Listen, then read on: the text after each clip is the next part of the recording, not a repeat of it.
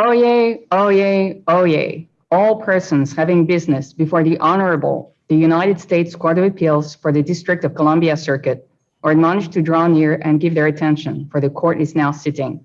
God save the United States and this honorable court. Case number 19-1233 et al. Great Lakes Communication Corp et al. Petitioners versus Federal Communications Commission and United States of America. Ms. Coppola for the joint petitioners, Mr. Carr for the respondents. Good morning, Ms. Coppola. You can proceed. May it please the court, Lauren Coppola for joint petitioners.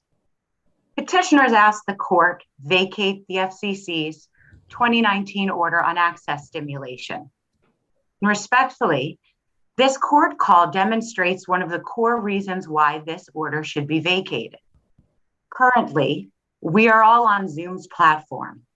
Zoom is a high volume conferencing application that generates enormous amounts of terminating call traffic, offers a free service, and was recently lauded by the Commission as an essential service for the public in the COVID-19 crisis.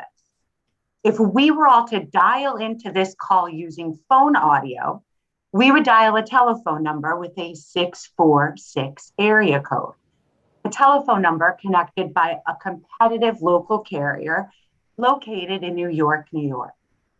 That urban carrier that connects this call is paid access charges by other carriers to do so. However, if this very same call were connected by a small, rural, competitive local carrier, such as petitioner Northern Valley here, this call would be slapped with an access stimulation label. And worse, under the Commission's 2019 order, petitioners would have to pay the cost to connect this call. The economics are entirely reversed. Now, the Commission and long-distance carriers would have you believe that access stimulation traffic is synonymous with sexually explicit chat lines. And the record and the order is filled with overheated and misleading inflammatory statements. But this is a smokescreen, a diversion to mask the Commission's disparate treatment of carriers connecting the same exact calls. And with this order, the Commission is picking winners and losers in the marketplace. It is restricting and steering the output of a service. The Commission's 2019 order is tantamount to adjudication against a small group of carriers that's disguised as rulemaking, really, without the procedural safeguards of adjudications for the parties' impact. The FCC admits in its briefing that the Commission reasonably decided to focus on carriers that are engaging or have engaged in access stimulation.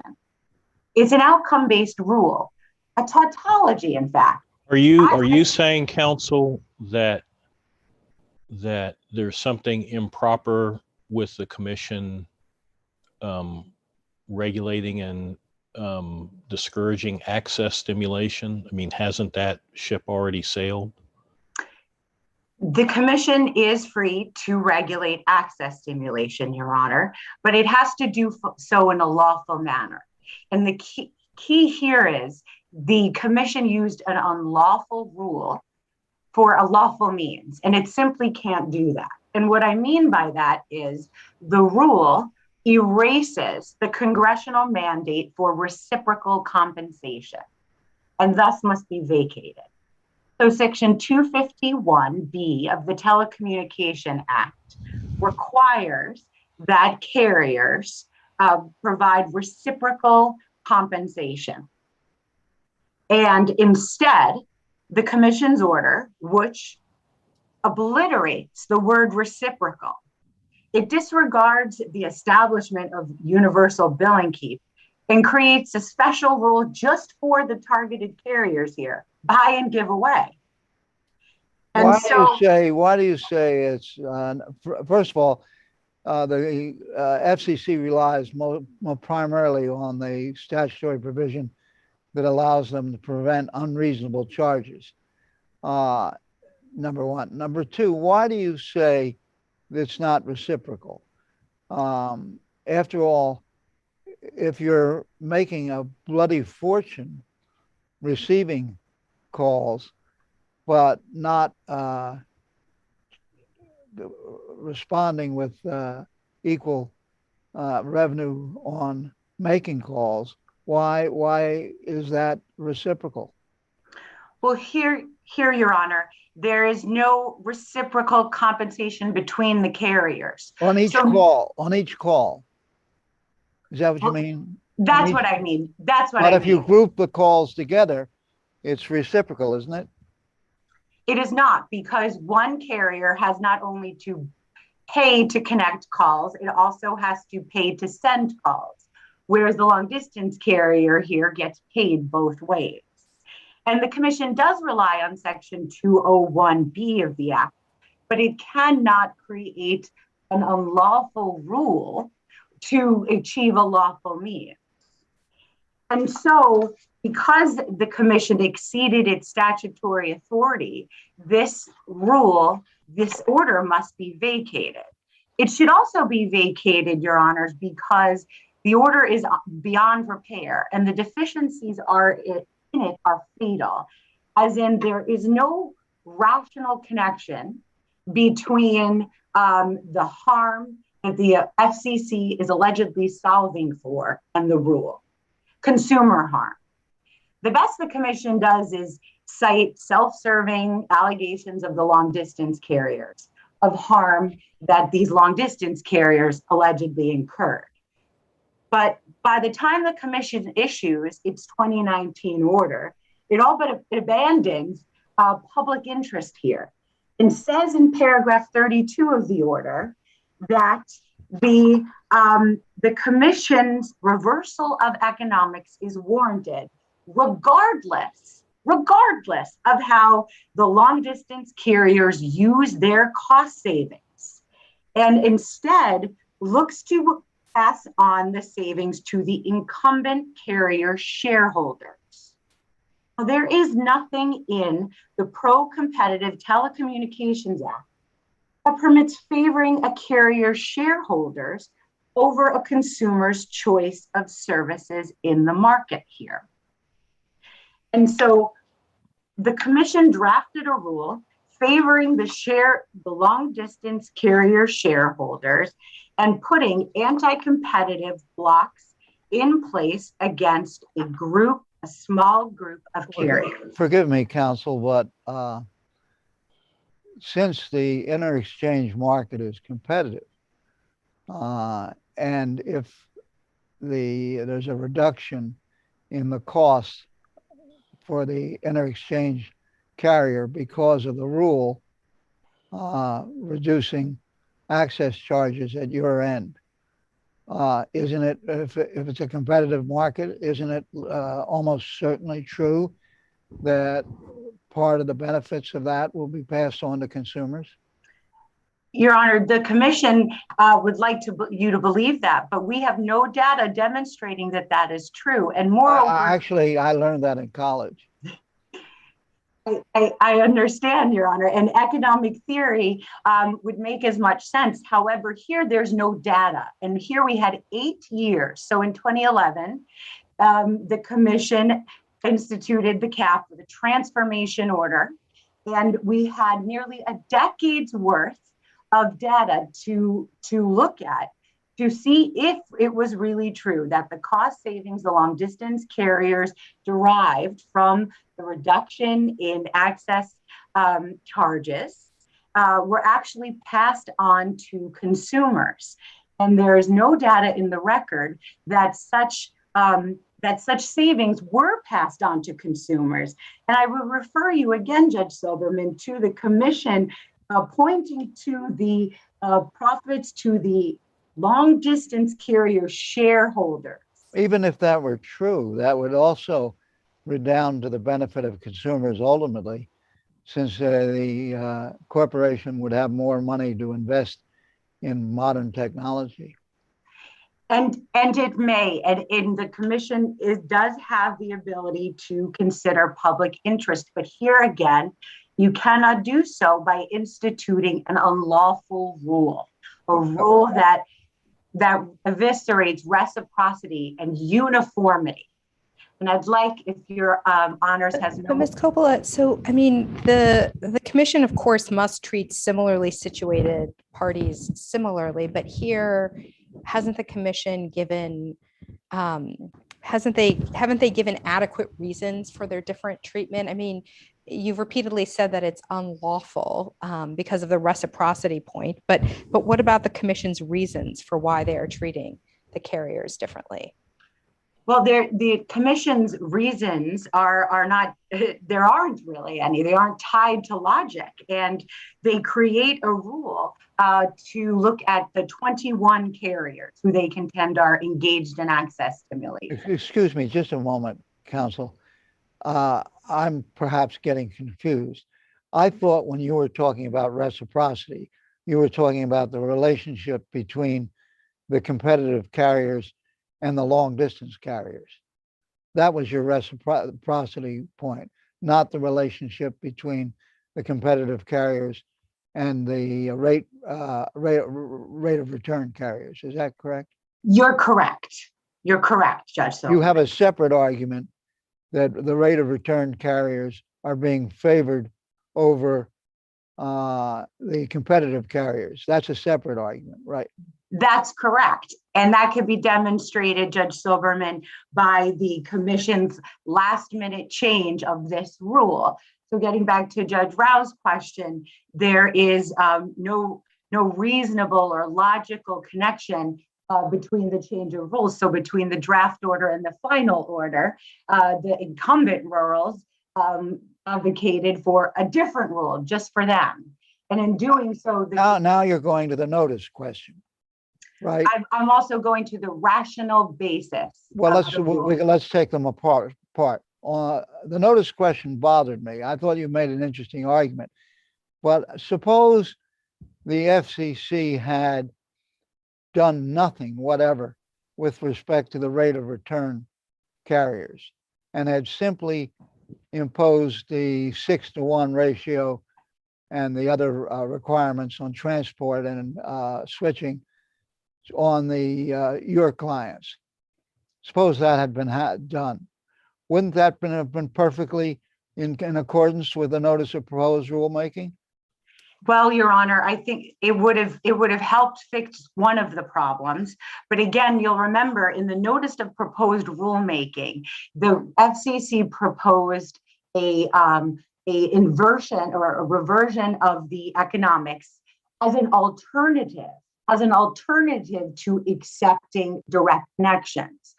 Carriers either accept the financial responsibilities or can avoid doing so by offering the direct connection. No, I was just asking about the notice question, with the logical outgrowth argument, and giving you the hypothetical. Suppose instead of a 10-to-1 ratio for the rate of return carriers, the FCC had ignored altogether the rate of return carriers.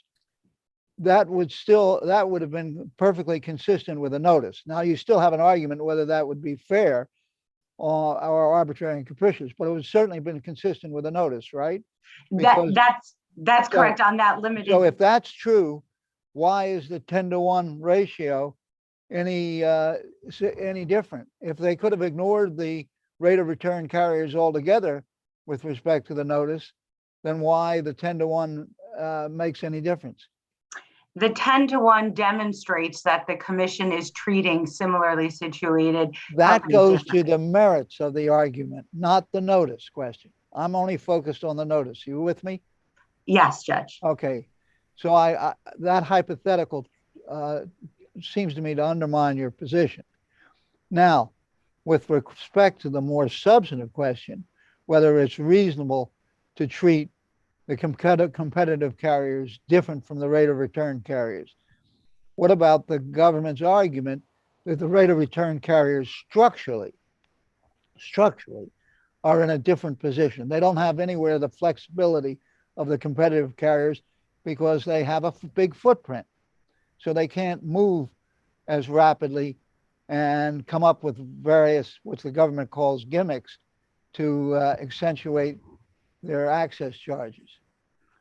Well, I don't think that reasoning is grounded in the record, Your Honor. And moreover, it again appears that the commission is arbitrarily picking good terminating traffic versus bad terminating traffic. So you'll see in the record, there's a reference to that rate of return carriers have a lot of terminating call centers. So the commission is saying, well, we like high volume terminating calls if they're call centers, but not conferencing traffic.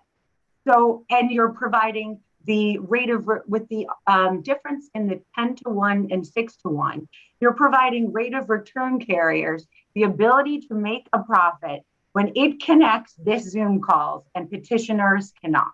Only 4% of the rate of return carriers had arguably access charges. Your Honor is referring to a statement in the commission's order about the rate of return carriers. So then that point, Your Honor, demonstrates that the rule is a tautology. A access stimulator is an access stimulator is an access stimulator.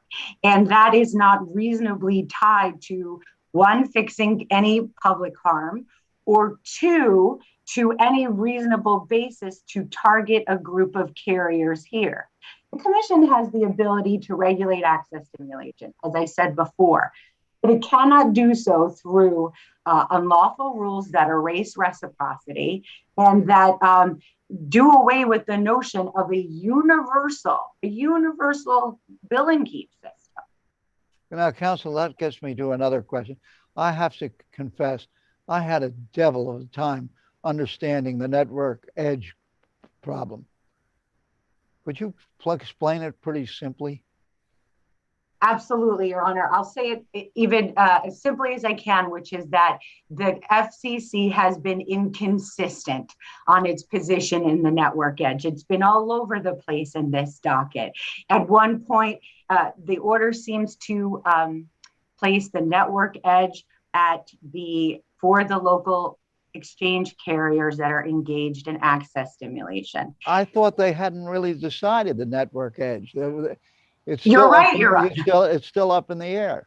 You're right, Your Honor, it is. But because of the way the implications of the order, which mandates the tandem point as the payment point, it could create a network edge here. It could, but not necessarily. And if it did, the commission needs to explain why it's deviating from prior positions where setting a network. That reminds me of my favorite line. If my aunt had wheels, she'd be a trolley car, because it's still up in the air. Well, I would submit, Your Honor, that on our papers, we demonstrate that the order sets it for these access stimulating LACs.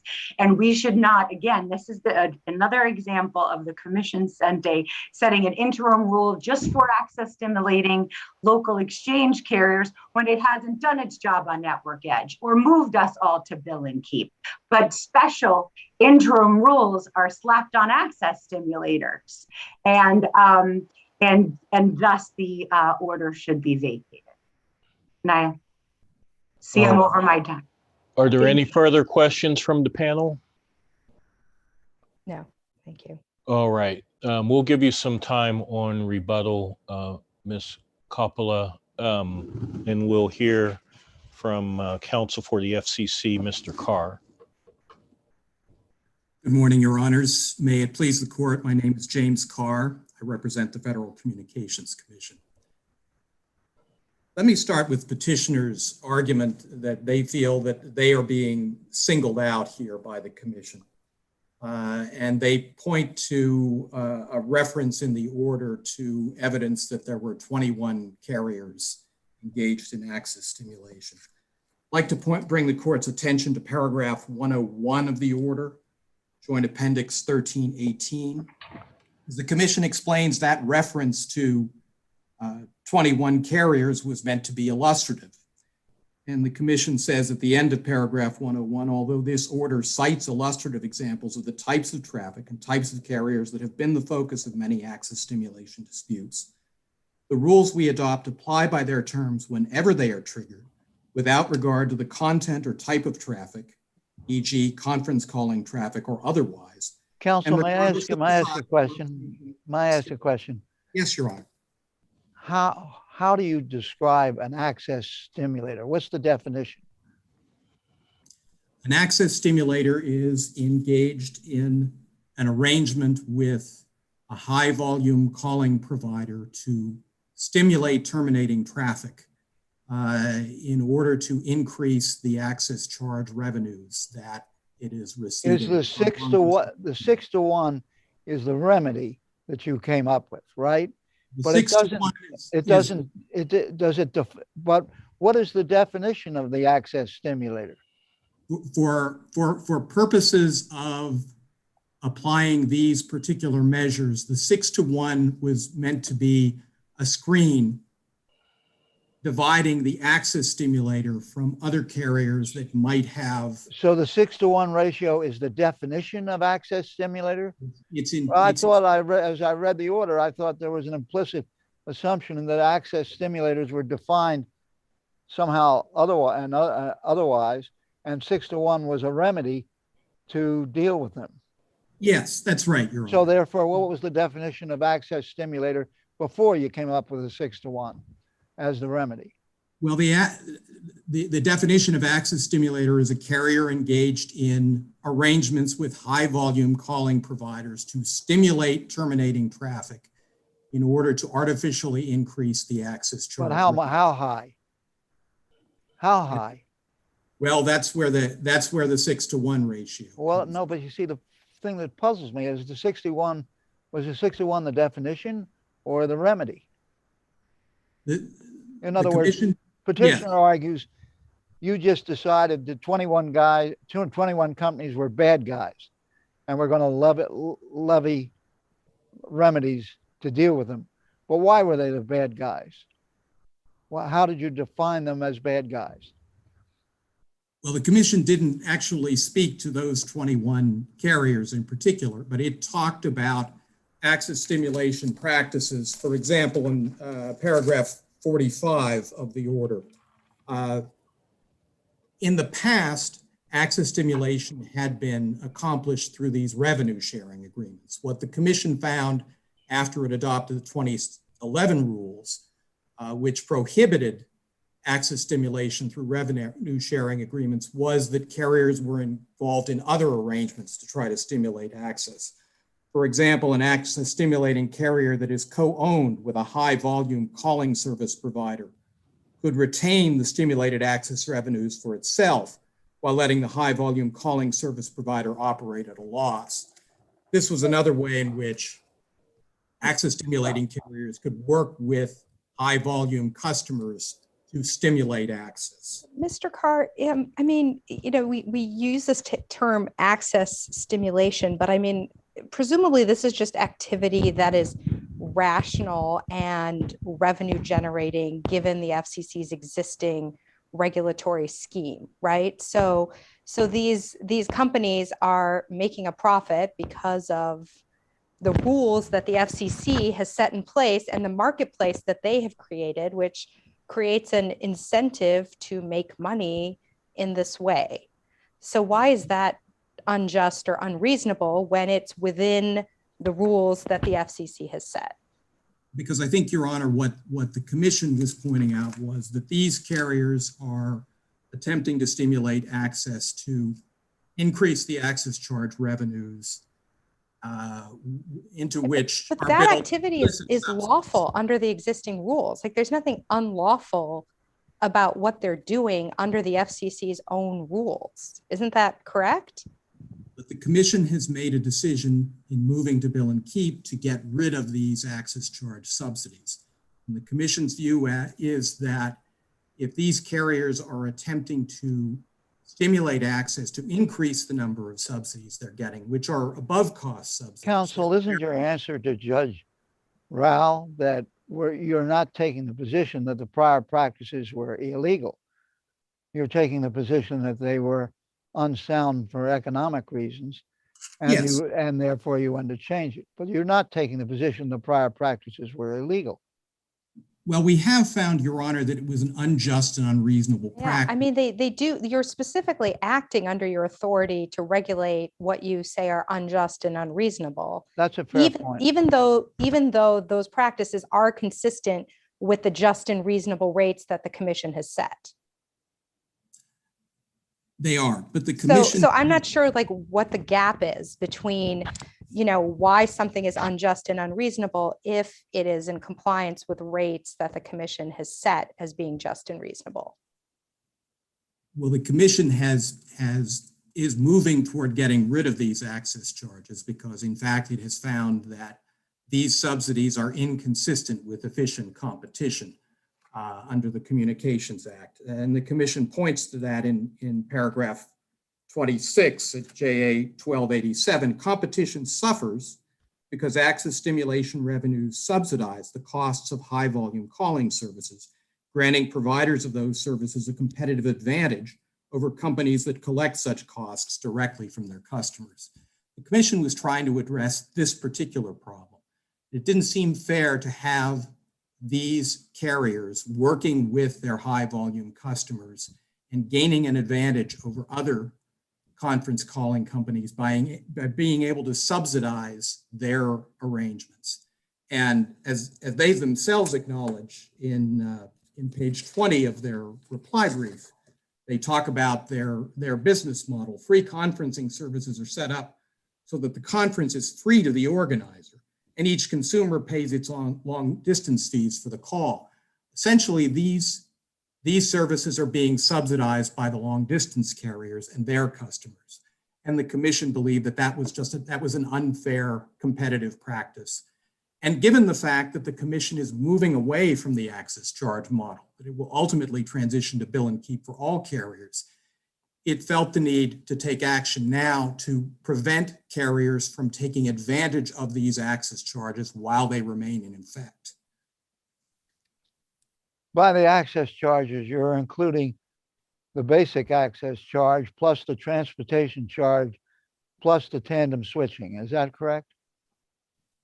Yes, Your Honor. Access charges apply to various elements of there were access charges for terminating end office switching. Those at this point have already moved to bill and keep for everybody. Right. There are terminating tandem switching and transport charges. There are originating access charges. And the commission in October of 2020 began to move at least some of those originating charges toward bill and keep. It started a 3-year transition plan for originating charges related to toll-free number services. The idea is, and the commission discusses this at paragraph 100 of the order on page JA 1318, that this particular rule is part of an overarching approach to this problem. We're trying to transition toward bill and keep, but we're moving in phases. And so the fact that some carriers are now taking their own financial responsibility for some of these charges and others are not, is not inconsistent with reciprocal compensation ultimately, because the commission is moving toward a bill and keep regime where all carriers will be responsible for their own charges. I will point out, for example, that price cap incumbent carriers, as of July 2018, are already on bill and keep for these terminating tandem switching and transport charges. So in that regard— Does that mean under bill and keep, there'll still be an access charge, won't there? No, there will not, Your Honor. No access charge at all. I'm not talking about transportation or tandem switching and so forth. Will there be no access charge at all? For bill and keep, there will be no access charge. The terminating carrier will recover its costs from its own end users. That's the idea of bill and keep. I see. So you eliminate all under bill and keep. When you get there, there'll be no access charges at all. There will be no tariffed access charges. Now, the petitioners pointed out in their reply brief, and the commission agrees, there could be access charges that are negotiated between the long distance carrier. That's what puzzled me. But it's not tariffed. It's not related to the commission's overarching scheme of subsidizing service, subsidizing universal service, which has been part of the access charge regime from its beginning.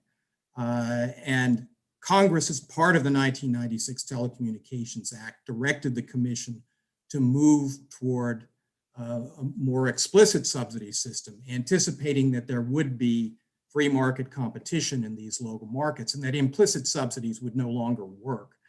And the commission is moving toward the commission's 2011 order addressing universal service and intercarrier compensation reform was designed to move toward that goal of eliminating implicit subsidies. All right. Any other questions from the panel? All right. Thank you, Mr. Carr. Ms. Coppola, you were out of time, but we'll give you 2 minutes on rebuttal. Excuse Thank you, Your Honors. me, presiding judge, wasn't there an intervener? There was, but I don't believe that the intervener requested argument time. Oh, I go. Thank you. Thank you, Your Honors. May I proceed? Yes, please. So you heard this morning the FCC's counsel try to answer the question about how is access stimulation defined? And we heard some explanation of arrangements with high volume calling applications, but that is not the definition. The definition is set by statute, or by regulation rather, at 47 CFR 61.3 BBB. And that is the definition that was amended in 2019. And that definition is the 6-to-1 ratio. So the 6-to-1 ratio is the actual definition of an access stimulator. That's right. And you're right, Judge. And if you fall under that 6-to-1 here, which again is targeted at a smaller carrier, right? You get penalized. We've heard a lot about trying to move to bill and keep. Try. We're going to get there. And that was something that the commission articulated in 2011. And instead of moving us to bill and keep, where there is uniformity in each network, incurring the cost of sending calls on its own, here it's asymmetrical. It's buy and give away if you get pegged with that 6-to-1 ratio. I may also point out that this 6-to-1 ratio, it's been applied so that anyone else caught in its net have been released. So as we all know, high volume calling is here to stay, particularly post-COVID. And recently the commission waived a large urban carrier who fell into the 6-to-1 net. Counsel, I don't think that's properly before us. I know you cite the Amico case, but if you read the footnote on that case and the rest of the case, that was dicta, and it was not the holding of the court. We have consistently taken the position that the events that take place after the rulemaking are not before us if there's a facial challenge to the rulemaking. Your Honor, it is a fact that we believe demonstrates we're not appealing the order, we are demonstrating a fact of the anti-competitive impacts. It's a fact that was not brought before the FCC in this case because it couldn't have been. It happened afterwards, and it's not before us.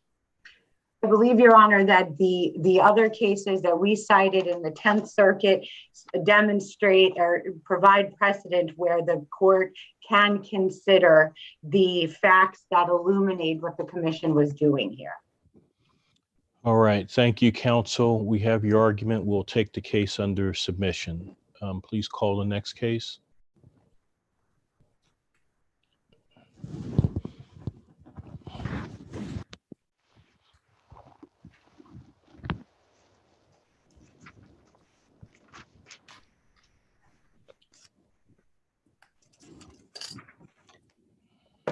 Case number 20-5263, Maria A. Saunders, appellant, versus Andrew Saul, Commissioner, SSA. Ms. Benna for the appellant, Mr. Walker for the appellate.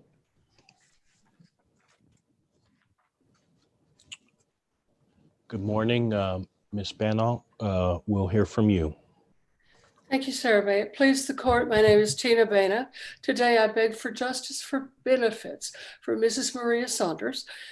We're before you today because the Social Security Administration, faced with insolvency, has lost sight of its mission. The agency believes it must save the trust fund by denying meritorious disability claims. Appropriations are the job of Congress, but Congress has given this agency the job of ensuring that Americans who have paid this insurance, their disability insurance, receive that income if they in fact become disabled. And Ms. Saunders has. We also need to point out at the beginning that the Social Security Act is a remedial statute. Consequently, the benefit of the doubt belongs always to the claimant. Under the Social Security Act, a claimant only needs to show 12 months of disability. And Ms. Saunders has done that on the basis of the well-supported opinions of her treating physicians.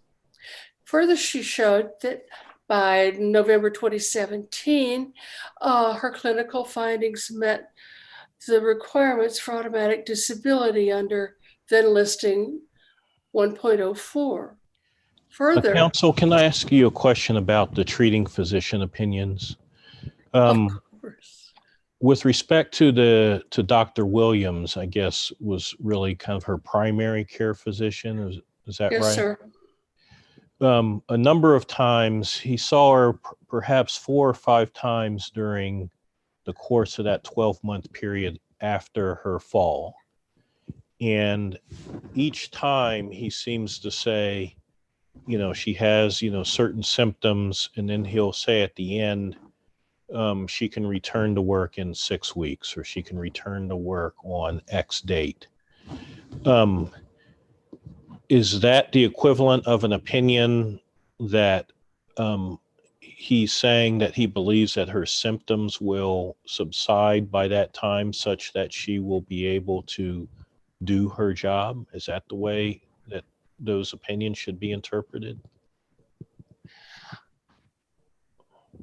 I think that they are best interpreted in because those opinions came in the context of workers' compensation, best interpreted as, I believe that, yes, that is an opinion. I believe that she will have improved enough at 6 weeks, but I'm going to check. You'll notice that each time they saw her before the next period ran out, the period of the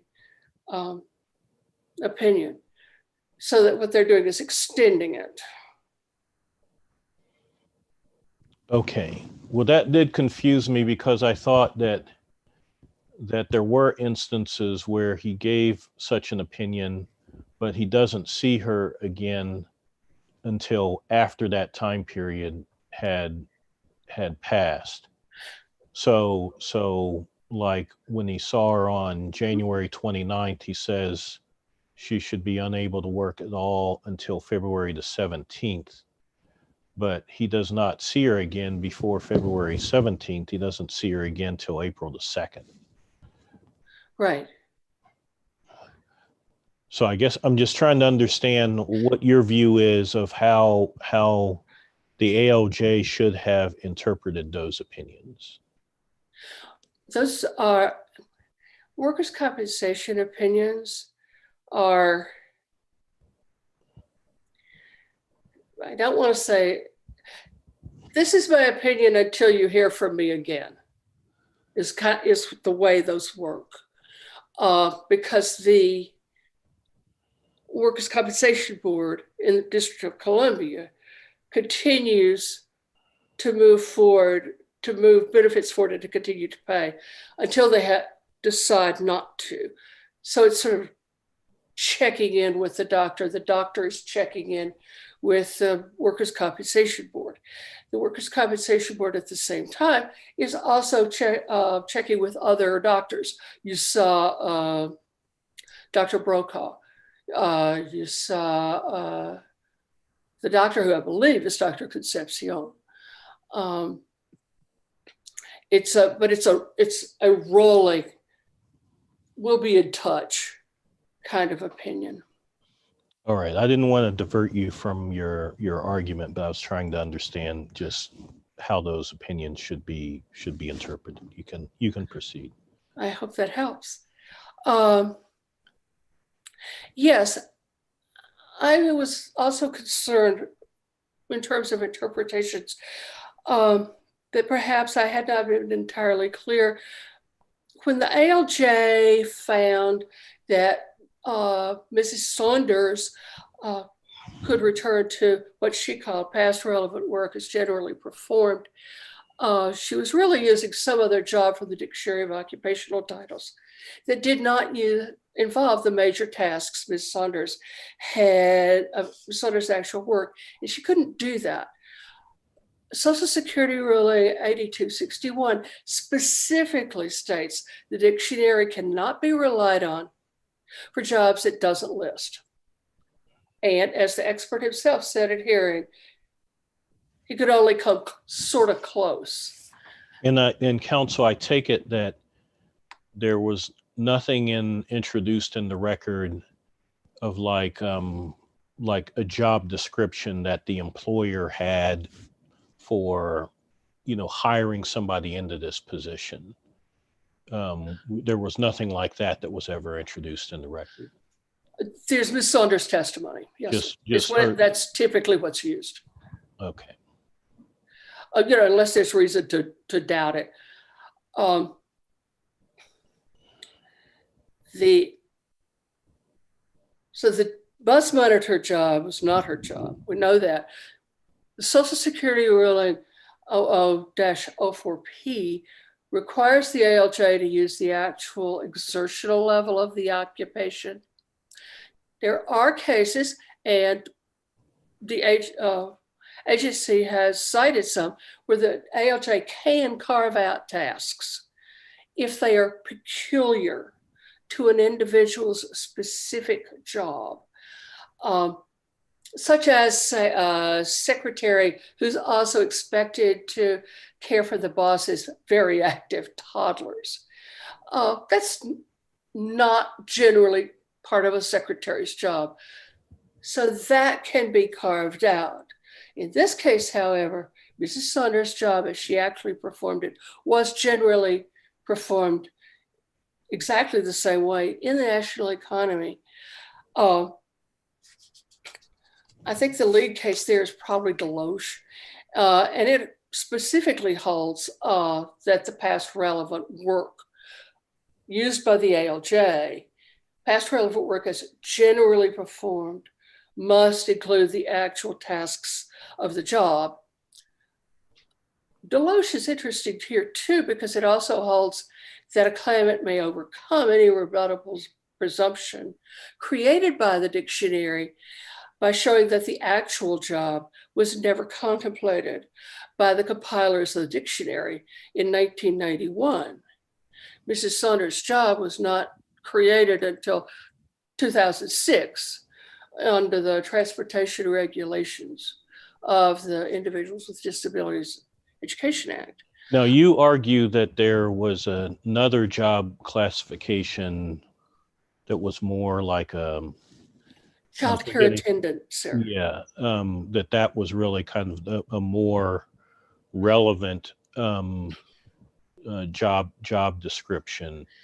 Yes, and it follows the 0004P.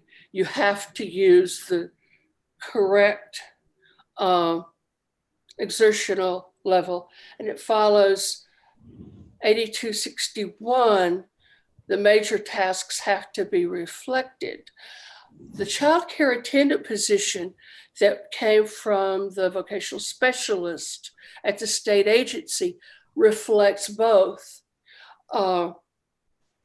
taking care of handicapped children and getting them onto buses, helping them move around. That's very close. So that job could be used. And but of course, so the ALJ didn't mention it. the vocational specialist first said that the bus attendant was the closest, but then you say on reconsideration, he said that the child care attendant was the closest. Not exactly. Okay. It's two different people. Two different stages. At the first stage, at the initial stage, there is a set of doctors and a vocational specialist. And then both of those decisions are reviewed on reconsideration. And it's on reconsideration that you see the vocational specialist say the child care attendant, and the medical doctor there is Dr. Hemphill. But it's just two different stages.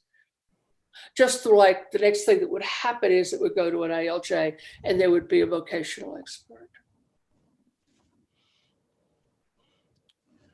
All right. Any questions from the panel? No. All right. We'll give you a couple of minutes on rebuttal. Let's hear for counsel for the commissioner, Mr. Walker. Thank you, Your Honors. May it please the court, Johnny Walker on behalf of the Commissioner for Social Security. I would like to clarify some of the discussion that was just underway regarding at what point during the proceedings the various opinions or possible entries in the Dictionary of Occupational Titles were introduced. So my friend has highlighted the child care attendant. That was introduced not by a vocational expert, by Dr. Hemphill, in considering the reconsideration of Ms. Saunders' denied claims relatively early in the proceedings. Later in the proceedings, when there was actually the hearing before the ALJ, the vocational expert, the qualified vocational expert, only introduced one possible Dictionary of Occupational Titles entry, and that was the bus attendant position. It's also worth noting that Dr. Hemphill not only highlighted that child care attendant title, but also a bus monitor title. And as we've explained in our brief, we think to the extent that we're going to ignore what the actual qualified vocational expert said and the substantial evidence that gave the ALJ to reach her conclusion, which the Supreme Court has recognized in the B-Stake decision. But Dr. Hemphill early in the proceedings, in addition to the child care position, also described the bus monitor position, which actually we would submit much more closely describes the duties that Ms. Saunders actually performed: riding on a bus, maintaining discipline on the bus, assisting children on and off the bus. The child care attendant position that Ms. Saunders has highlighted involves duties far outside what the record shows Ms. Saunders actually performed. What does the record show helping kids on and off the bus means? Well, we know that Ms. Saunders testified that one of her duties were to assist wheelchair students door to door and operating the lift to get that wheelchair on the bus, and that she would occasionally have to lift the wheelchair. And it was because of that the ALJ determined that her position as she actually performed it was heavy duty. So to get a wheelchair from door to door, these aren't all motorized wheelchairs, right? She had to push wheelchairs, might have to get them up over a curb. Yes, Your Honor, and this is part of why. So the entry in the DOT that the vocational expert testified about at the hearing was a light duty position. And what the ALJ determined was that the position as Ms. Saunders actually performed it was a heavy duty position because of precisely the sort of work that Your Honor just highlighted.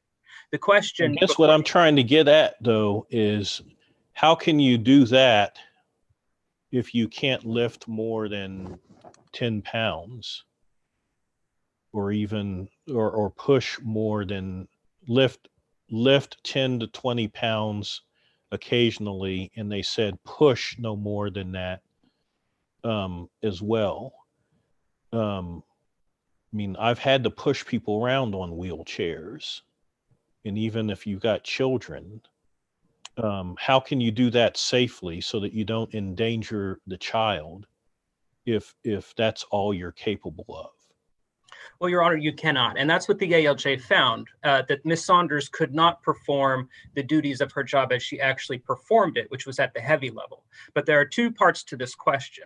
One is whether or not Ms. Saunders could have performed the job as she actually performed it. And the other question is whether or not she could have performed that type of job as it's generally performed in the economy.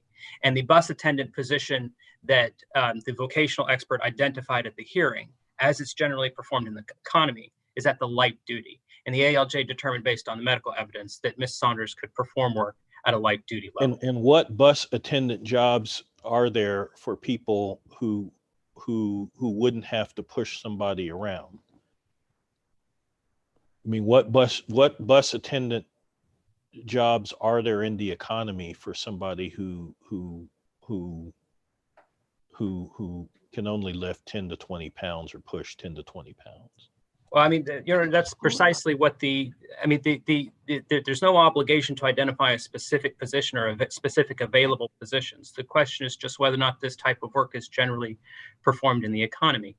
And what we had at the hearing was a highly qualified, qualifications unchallenged vocational expert who testified that the Ms. Saunders's position fits within the entry for the bus attendant position, and that those positions, the Dictionary of Occupational Titles established that that position is performed in the national economy at the light level and therefore could have been performed by Ms. Saunders. So for that reason, Ms. Saunders was able to perform the duties of her prior position as it's generally performed, even if not as she generally performed it.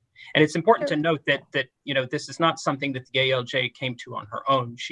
There was a qualified occupational expert who testified at the hearing. And as the Supreme Court said 2 years ago in the B-Stake decision, the testimony of a qualified occupational expert at an ALJ hearing is precisely the type of substantial evidence that an ALJ is entitled to rely upon. I understand all that, but I don't know of any position like that anyone could be hired for, and I haven't heard you tell me where you think anybody could find such a job. Well, Your Honor, I mean, that's not part of the showing that's required. I mean, what the Dictionary of Occupational Titles establishes is that that is the general duties of this occupation as it's generally performed, and that Ms. Saunders can perform it. And if that's shown, then she's not disabled. Mr. Walker, can I ask you a question? The ALJ here, a lot of the reasoning in the opinion discusses whether a disability existed, as of the time of the hearing. And I'm wondering if it was error for the ALJ not to make a specific determination about whether a disability, existed at the 1 year mark. It was not. I mean, what Ms. Saunders was requesting was a continuous disability. And there's also ample evidence in the record that we've highlighted that there was no disability at the 1 year record at JA 81 to 82. Her physician clears her to return to work within days. Dr. Brokaw examined her and determined that she had no restrictions necessary since May 2014. So where someone seeks a continuous disability, the agency doesn't have to show that the disability existed at the 1 year mark. Is that correct? That's the required showing, but the ALJ here was the required showing is 12 continuous months of disability, but certainly there's no obligation on the ALJ to specifically analyze that. She's considering the application package that Ms. Saunders has submitted, which is for continuing disability. But she certainly examines medical records throughout the entire course since Ms. Saunders' has fallen in January 2014 up through the hearing. I have a question about Dr. I guess it's Dr. Lieberman gave an opinion on, I guess he saw her on December 31st, 2014. This is at JA 204. November, I believe, Your Honor. Yeah, it's a little confusing. I'm just going by the date at the top of the document, but you could very well be right. And he says that I think she most likely has post-traumatic myofascial pain syndrome, which has become chronic. She is completely disabled because she cannot walk, stand, or sit for more than a brief period of time. And this condition is due to her fall in January 2014. I did not see this opinion discussed at all in the ALJ opinion. Did I miss that? Well, Your Honor, what the ALJ does, the ALJ discusses the opinion of each one of these doctors. There's no requirement for the ALJ to discuss each individual document in which an opinion appears. So with respect to Dr. Silberman, the ALJ does discuss the final medical record in the record, which would be the November 2014 entry, discusses that Dr. Silberman, this is at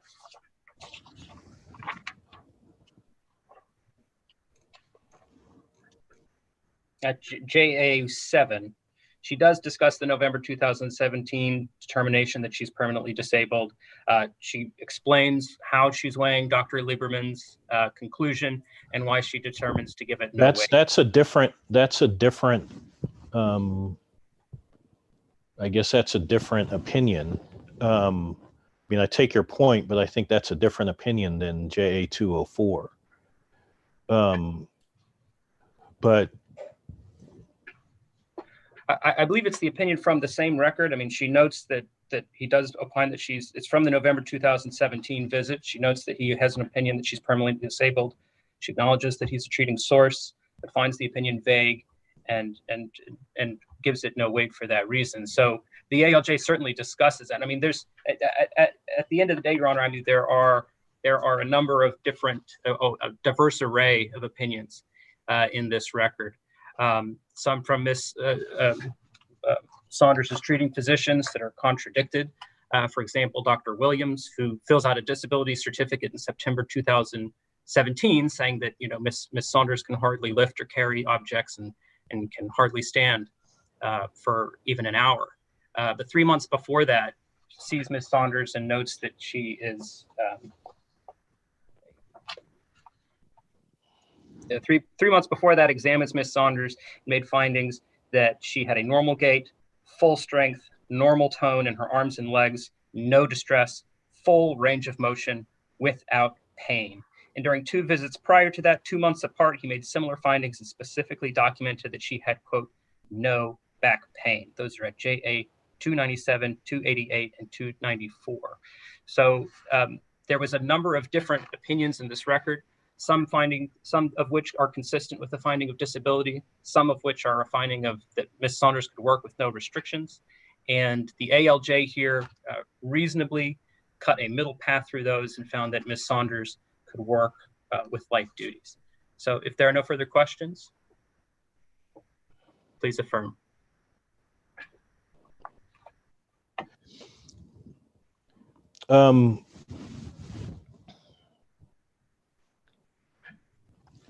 I guess, counsel, I'm trying to understand your point about JA7.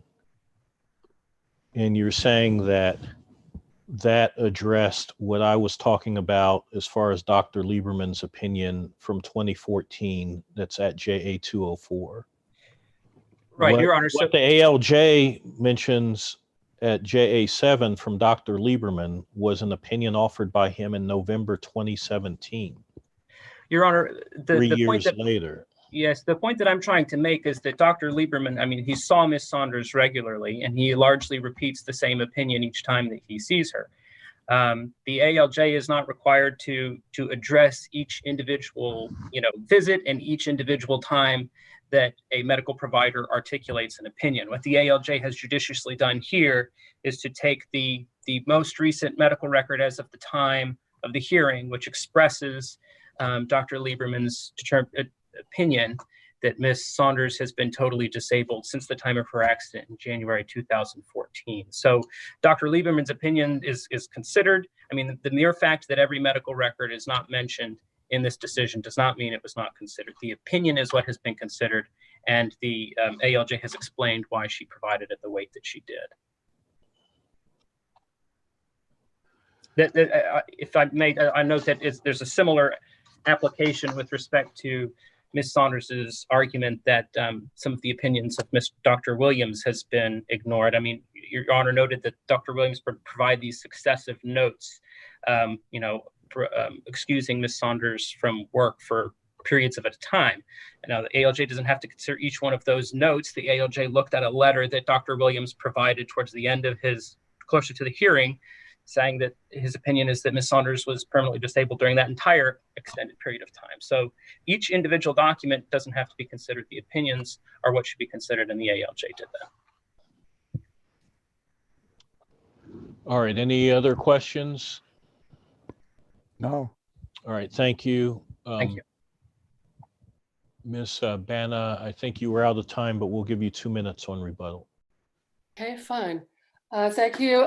First of all, much of what Mr. Walker had to say was, as usual, post hoc. I would like to address specifically, yes, there is a requirement, ma'am, that the judge actually look at, consider, articulate if there's a serious question about a 12-month duration. And you will find it it's referenced in the Programs Operations Manual System at DI 25505.030, but it's also referencing Social Security Ruling 8252.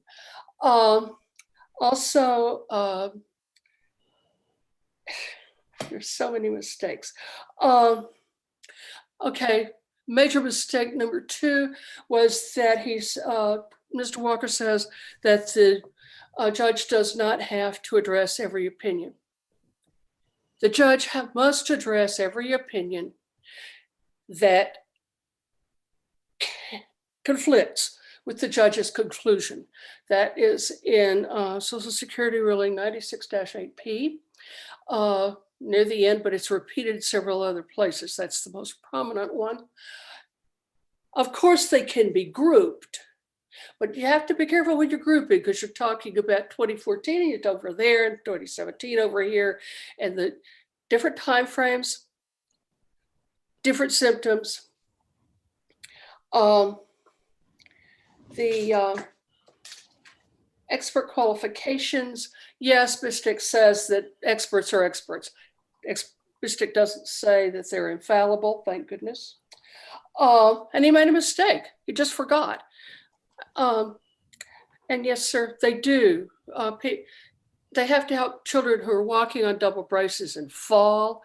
These are special needs children.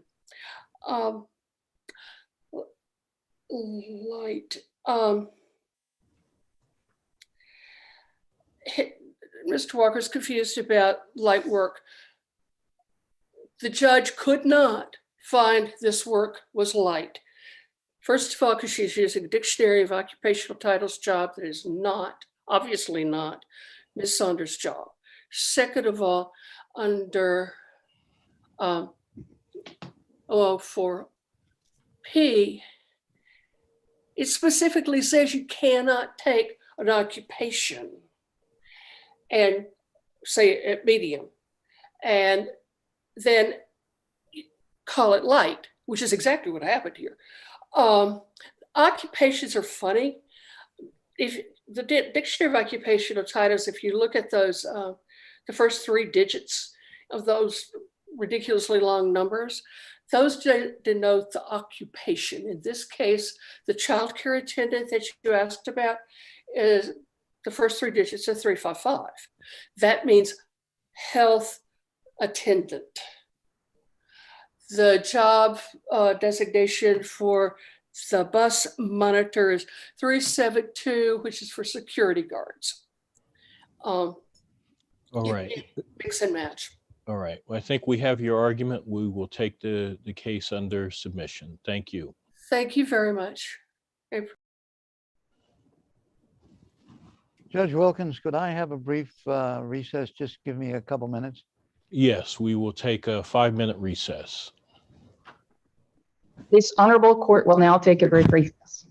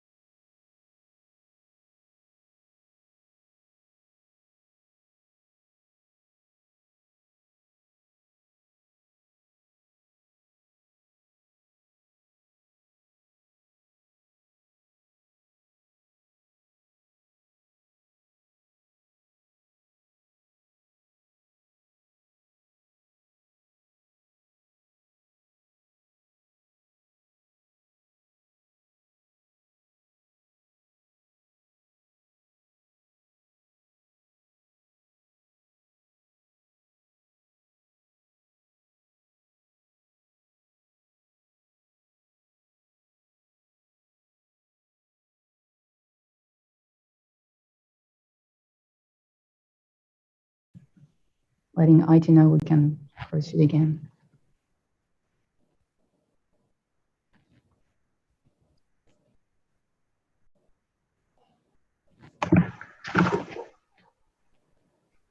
This honorable court is now again in session. Case number 20-5295, Jodi Breiterman, appellant, versus United States Capitol Police. Ms. Chambers for the appellant, Ms. Sindian for the appellee. All right, Ms. Chambers, we'll hear from you. Thank you. May it please the court, Anita Chambers for appellant Jodi Breiterman. There are two issues before us. First, the balancing of interests under the First Amendment.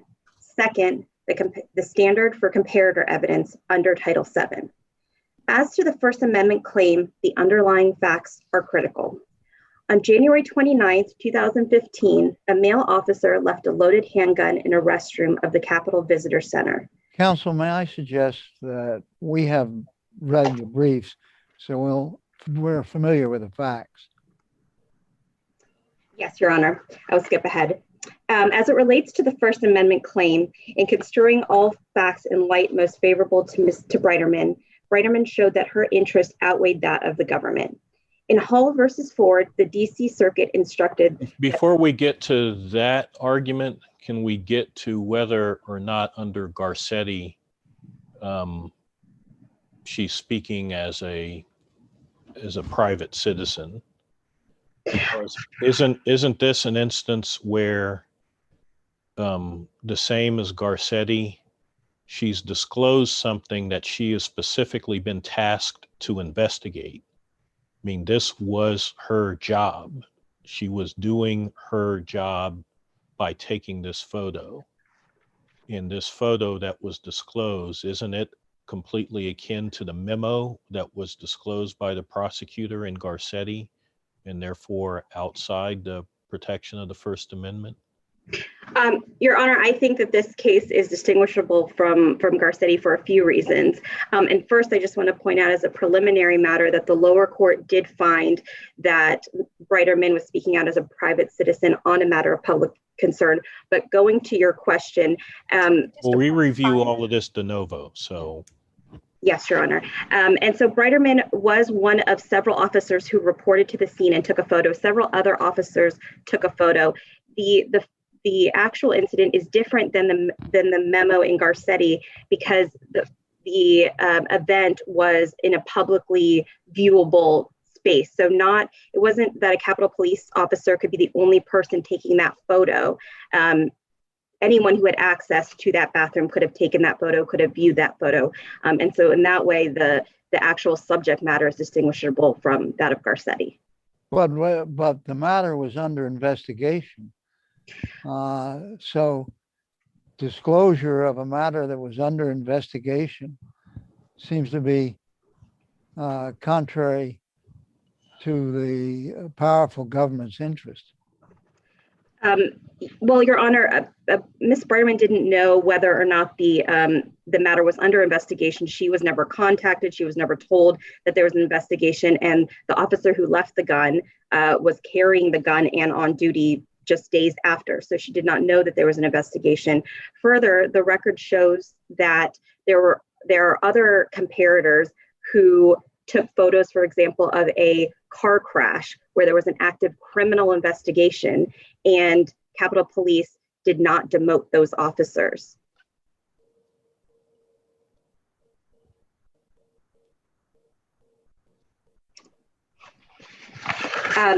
So going back to the balancing of interests, what is key here is that Breiterman's disclosure was regarding something that was a pattern at Capitol Police. The reporter who reported on this incident had Can I interrupt to just follow up on Judge Silberman's question? Does it matter whether she knew that it was under investigation, or does it matter or is the relevant point that it was under investigation? And do you have any authority to support that First Amendment protection turns on whether she knew that it was under investigation? Your Honor, I believe that the elements to prove a First Amendment retaliation claim do not include that requirement of whether something was in investigation, or even more specifically to whether it was a matter of public concern or under her duties. So no, and I don't have any authority on that particular point. All right, thank you. So going back to the incident of the gun, the reporter had been writing articles on unattended guns left at Capitol Police for months prior to publishing the photo that Breiterman provided. And so this was a pattern. This was not an isolated incident. This was a pattern of unattended guns that were continuing to happen. So when Breiterman spoke to the reporter Hess and provided the photo, she was doing it out of public concern for a continual harm that was not being addressed, and it continued to happen for many months. In fact, when the investigator talked to Breiterman, the reporter talked to Breiterman, she knew of 2 other instances of unattended guns, which Breiterman did not know about. What about the government's concern that as a supervisor, she would jeopardize her relationship with subordinates by turning over information to the press that embarrassed other people, whether they were under investigation or not? Wouldn't that undermine her trustworthiness from the point of view of subordinates? Well, Judge, there's a couple of points on that. First, Capitol Police does not consistently discuss a supervisor and its role in discipline. In other cases where there are officers who are of higher rank than Ms. Breiterman, commanders, Capitol Police makes no mention about trust, supervision, or the impact on subordinates. Well, but are there circumstances like this? Well, I mean, if I were an officer under your client's supervision, I would not feel confident that she would support me in situations similar to this. Right.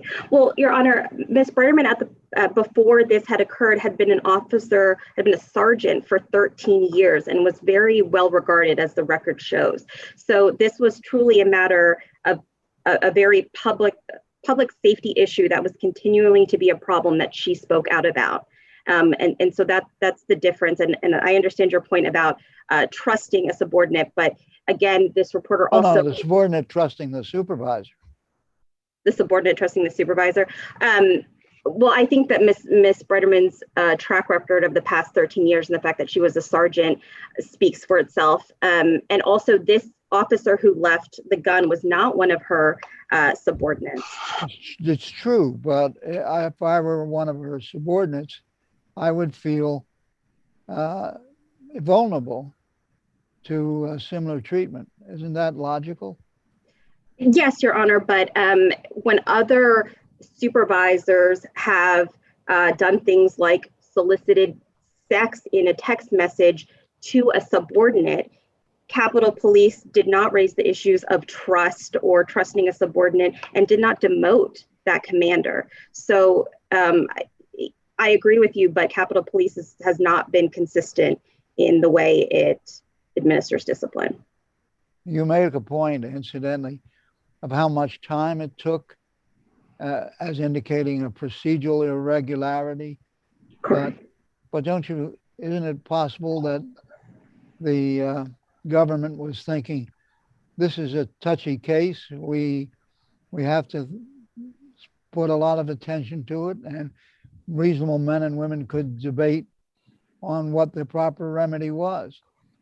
I think that just took into account, and of course, your client had indicated the likelihood of protesting. So you want to make sure you're doing the right thing. So I don't see why the length of time it took them to decide what to do, and that there was debate on that question, undermines the government's interest at all. Well, Your Honor, that was just one factor in showing pretext, because Capitol Police itself admits that is probably one of the longest investigations it has done. And further, the investigation became a fishing expedition into looking into Breiterman's phone and doing another investigation into text messages she had with supervisors. So the length of time and the scope, I think, show that that the length of time was unreasonable, and Capitol Police admits that itself. Further, the officer who actually left the gun was not put on any type of suspension, was not refrained from duty. But of course she didn't know that. Well, she saw him a few days after the incident carrying a gun and on duty. Yes, but that doesn't in any way indicate what discipline is going to be imposed. And in fact, discipline was imposed. Correct. He received a few days suspension while Ms. Breiterman got demoted. You're not saying there are comparators, are you?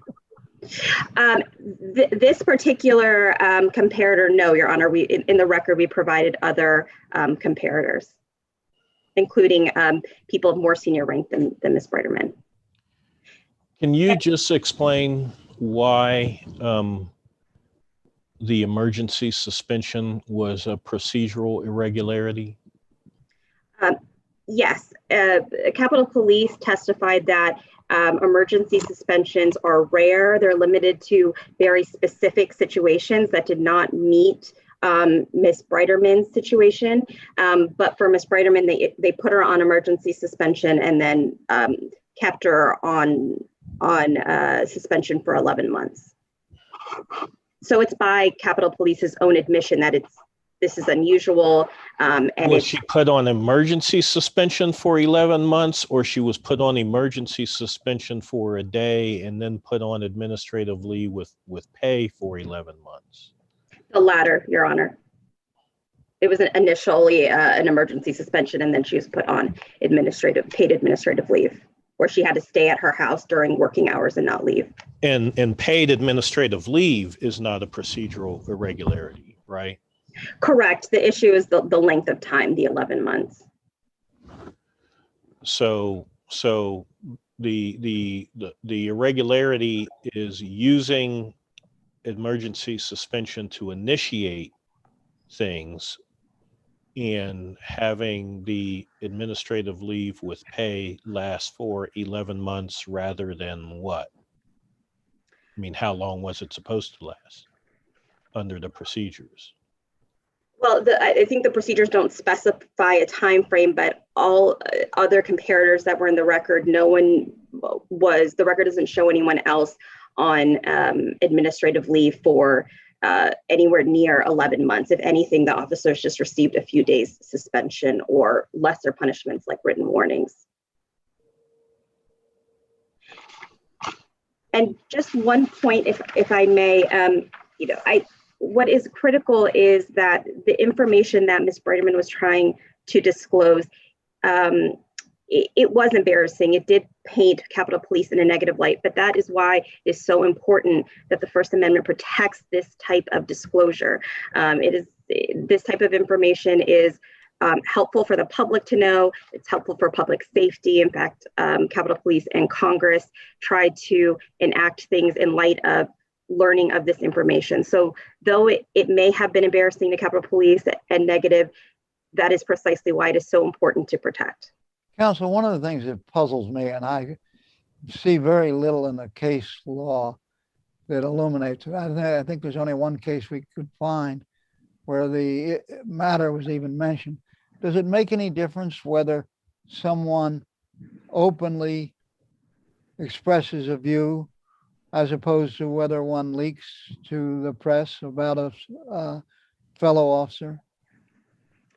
I don't believe that is one of the elements that's necessary for stating a retaliation claim under the First Amendment. And I agree with you, Your Honor, that there is limited case law about that nuanced distinction of whether it's publicly expressed or not.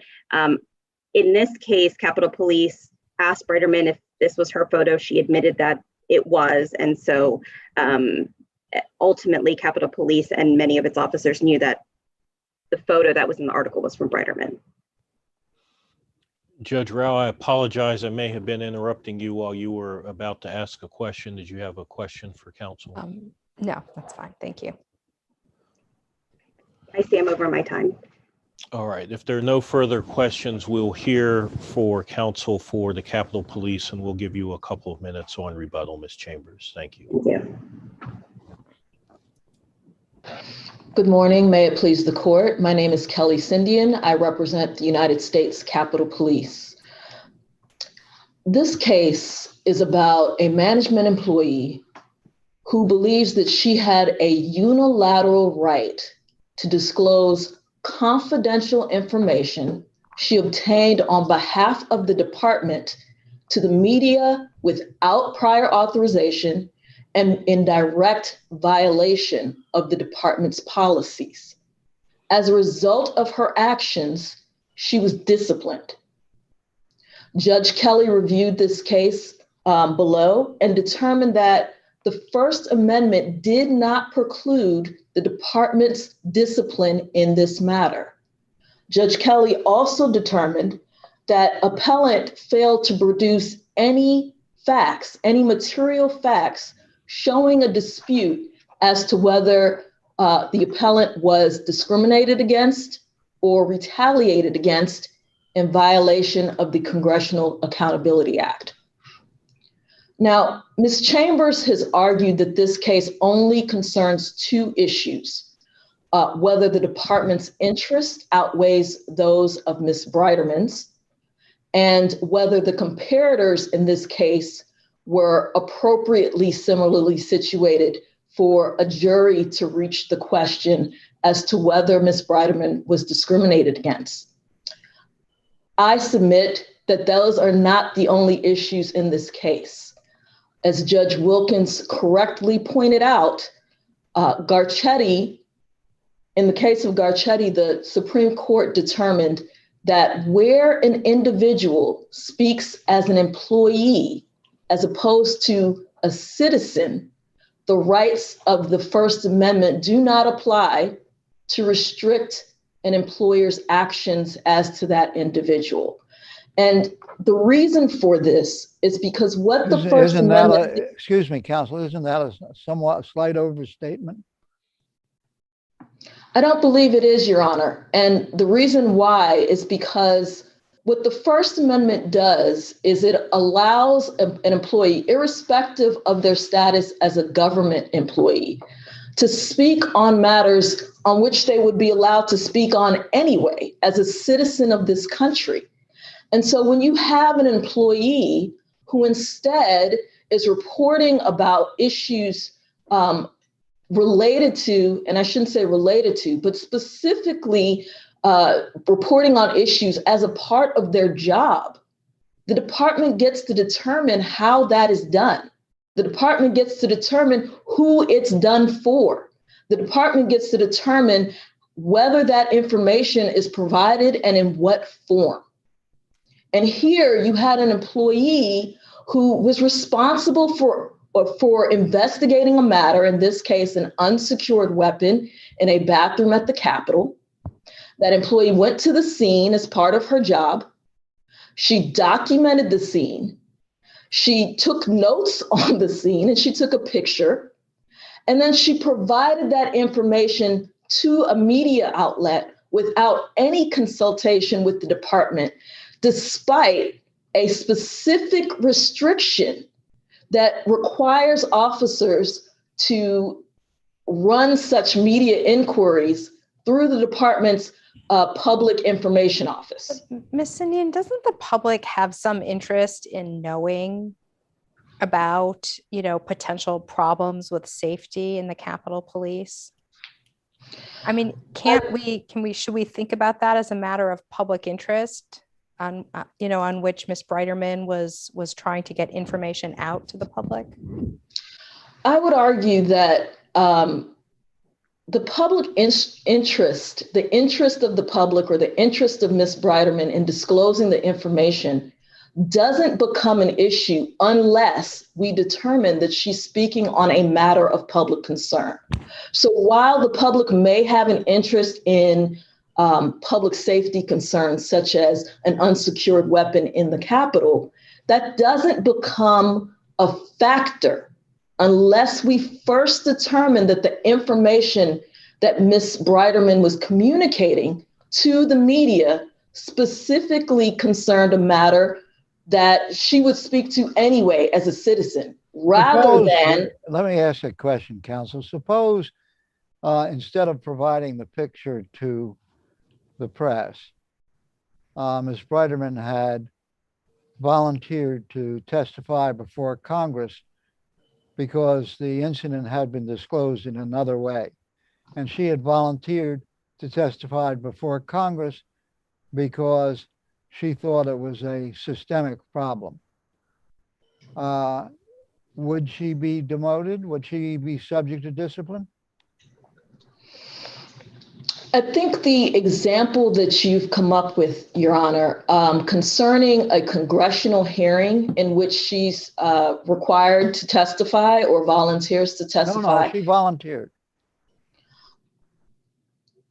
She volunteered, having sent a letter to Congress saying, this is a dreadful situation, that a gun was allowed to be left in a bathroom in a situation where the Speaker of the House and other senior members could have been threatened. And I volunteered to testify before Congress. Well, to go to the example... Wasn't your position so extreme that you could punish her for that? Potentially, yes, Your Honor. And the reason why is because of the first part of what you said, which is she sends a letter to Congress disclosing information regarding her job responsibilities and what she found as part of an investigation into a matter the department asked her to investigate. She does not have the authority to disclose that information. The department determines who that information goes to. So even if it were a congressional hearing on the topic matter, and she volunteered this information to members going over the heads of the department, it would still be a problem for the very reasons that I identified. The department gets to control what information, how information it gathers through its employees is used. Suppose, excuse me. I didn't want to interrupt you, Judge Silberman. Let me just, if I could just take another step. Suppose she had reported that up through the chain of command, and she was told, we don't think it's of significance. So he left the gun in the toilet, on the top of the toilet. So what? We think it's of no consequence whatsoever. Is she then still forbidden from going to the public or Congress?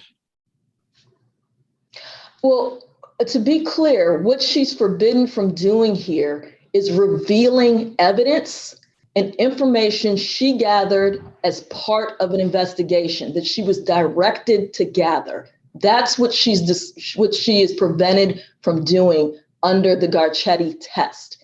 And so I would argue, if that is what she intends to do with Congress, if she intends to take evidence from an investigation and provide it to personnel outside of the department without authorization, if she intends to take the facts she gathers and testify as to that without authorization, then yes, Garcetti applies. So, Ms. Sindian, it seems that your argument ultimately must rely very heavily on the fact that she cannot speak as a citizen on any matter that is a part of her job. So even if she follows the procedures, and she reports them, she can never speak about this matter to the press or to Congress because she gathered this information in her official capacity.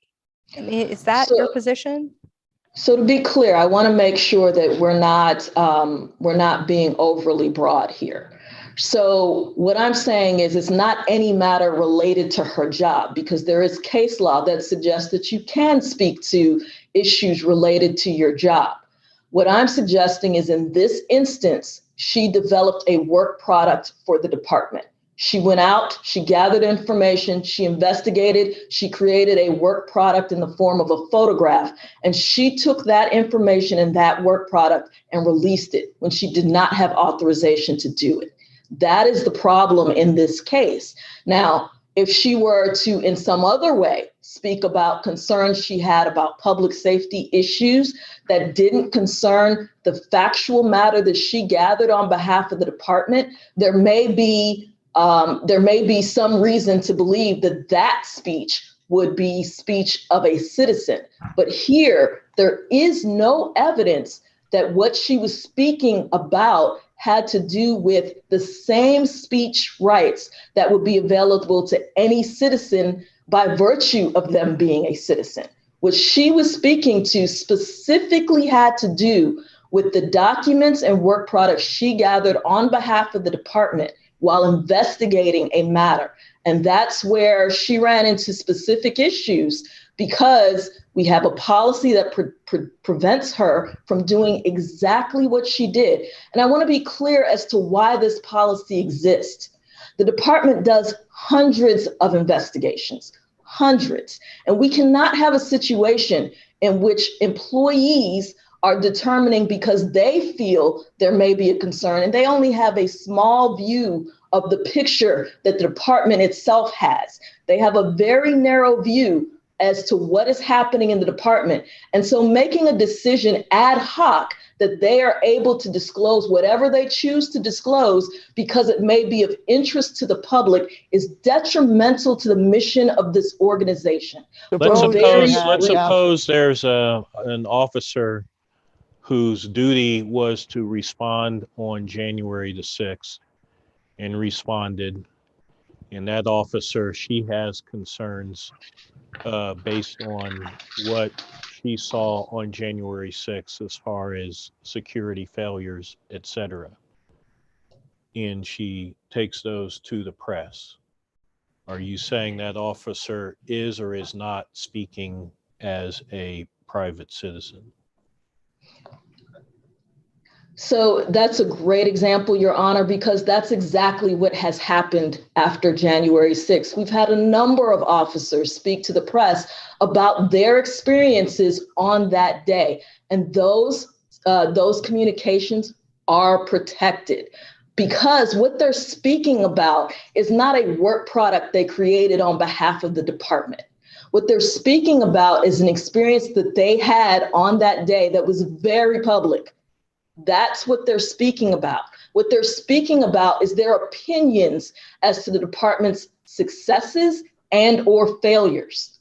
That's what they're speaking about. They're not describing specific information or, releasing work product that they created on behalf of the department. They have not been permitted to do. Ms. Cindy, and how that is different though, because they were there in the Capitol in their official capacity, and they were, protecting the Capitol as part of their official capacity. So why is that an example in which they would be speaking as a citizen? Is it only because they didn't take a specific photograph or write a specific report? I mean, I'm not sure that the distinction about whether one is speaking as a citizen or as an employee can really turn on that distinction. Right. And I don't think it turns on solely the distinction as to whether they were in their official capacity as it concerns whatever it is they're speaking to. I think what it turns on is the idea that when the department commissions work, when it requests an employee to perform a particular task, that employee does not get to choose how that task is done. The department gets to choose that. Who that task is done for, the department gets to choose that. Excuse me, counsel, just a second. If Ms. Breitman had not been involved in this investigation at all, she didn't find the gun. But let's suppose she got a copy of the picture, or she didn't get a copy of the picture. She went to the roll call to tell the story because she thought it was injurious to the public and to the congressman they're charged with protecting. But it was not part of her job. It was not part of her investigation. Is your position different then? I think, Your Honor, it would depend on highly individualized facts, but I think we're closer to the point as to where she would be speaking as a citizen. And I say that because if you look at the information she disclosed here, it literally was, I reported to the scene at X time. The scene was X location. This is what we saw at X location. Here is the evidence. In other words, she was providing the very information that the department requested her to provide, and that would typically be provided as part of a criminal report. My hypothetical is she's not involved in the investigation at all, but she learns about it and she goes to the press with it. I understand. And so what I'm distinguishing is, in that situation, she would not have had the type of information that she provided here. Well, maybe she got it. Let's assume she got it from somewhere, somehow, and she disclosed that to the press. Now, what's your position on that?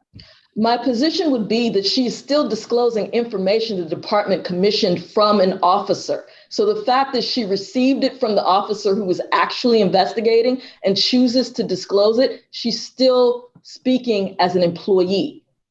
If she's simply speaking about her concerns about public safety, and let's assume that she had a concern about the way the department handles these cases, and that she felt that they were inadequate in the way that the department handles these cases, and she provided an opinion as to that subject matter, we would not have the issue that we have under Gacchetti. We have the issue because she specifically released information that was a work product. Ms. Cindy, isn't your argument strongest on the second prong here about balancing, the employer's interest versus the employee's interest? I mean, this question about whether she's speaking as a citizen seems to be a much more difficult question than perhaps the balancing at the second prong.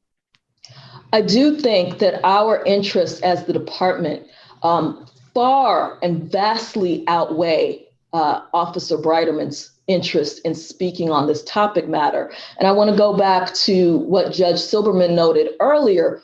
The department's concern, which was articulated throughout its documentation in this case, was that Breiterman was a supervisor. She was a management employee. And as such, she's entrusted with information regarding personnel issues, regarding various department plans and procedures, regarding our strategies.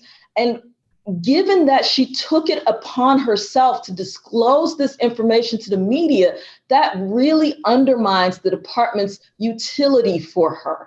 And I mean that in saying that in terms of other subordinate employees, Officer Breiterman, well, when she was a sergeant, would have or could have been responsible for investigating discipline as it concerned other employees. And so when you have part of the process investigating these disciplinary matters is that it is confidential. And the reason why is because we need to encourage employees to bring forth information. So we need to encourage them to be truthful. So if I understand your position now on my hypothetical, that an employee has gained information not through her investigation, but because someone told her about it, and she went to the press, you would still say that was violating your confidentiality rules, and you would still be entitled to discipline her because she would not be talking as a member of the public. Is that your position? My position is a little bit more nuanced than that, in that when it comes to these issues of First Amendment, it's about the form, content, and context. So it really depends on the information that she discloses. If it were the same type of information she discloses in this case, the fact that she didn't acquire it through herself going to the scene, I don't think is relevant. The fact is the department acquired it in that manner and through that means. And just because she was able to get a hold of the information does not somehow entitle her to disclose it. If she's strictly speaking from a policy sort of, I disagree with this, or this is an issue for me, or something to that effect, I think we're outside of the Garcetti. Now you're relying, as my colleague Judge Rao put it, now you're relying on the balancing test rather than the investigation question, aren't you? I don't think so, Your Honor, because that wasn't a negative question. I think I was just picking up on what Judge Rao was pointing. I am correct, Judge Rao, aren't I? I was reading your mind. Yes.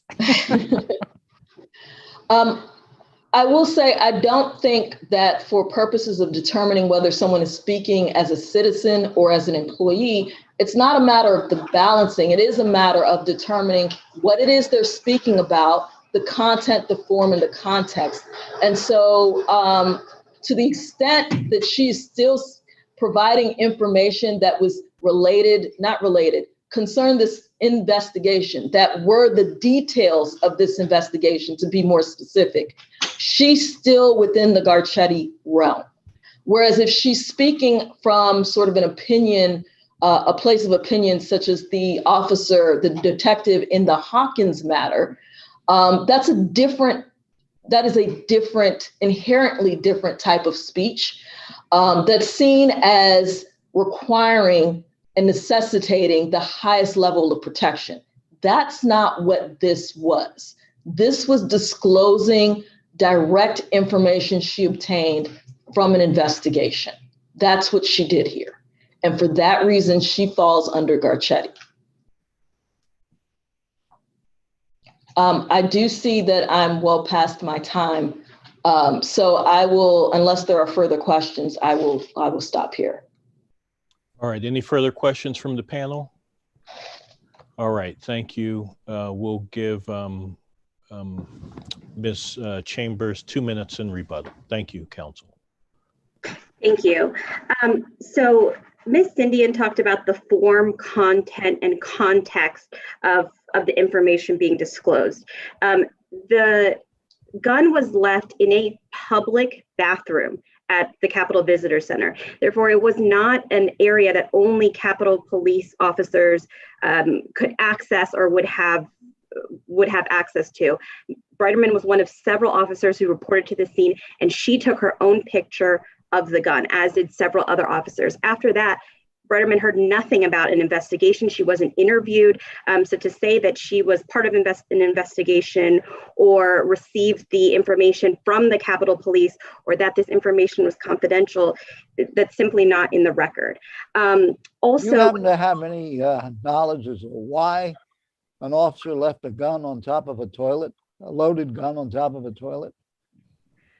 I don't know, Your Honor, but it does seem like there was several guns that have been left that we pointed out in the record, in parking lots, in a gun in the speaker's house found by a child. So this happens. And I'd also like to point out, Ms. Indian pointed out that Ms. Breiterman's a supervisor there. She's held to a different standard. But I would like to point you to the record at the appendix 2031, which is the comparator of the male commander who sent sexual text messages to the female subordinate.